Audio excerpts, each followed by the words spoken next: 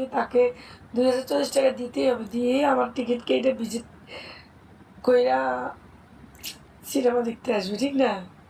Hello, ও বৌদি, কি অবস্থা? আর কে গো তুমি?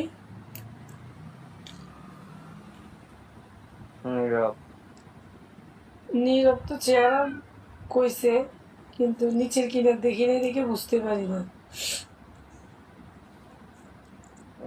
কোন দেশে আছো। আমি এখন আছি কাতার। ওরে বাতার আমার কাতারে গেছে চাকরি করিতে। কবে গেছো কাতার? ওই যে ভাতার কাতার গেছে তাই।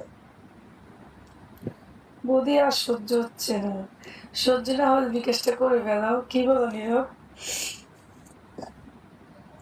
হায় হায়, হ্যাঁ, খরচটাও দিও। বুঝি না।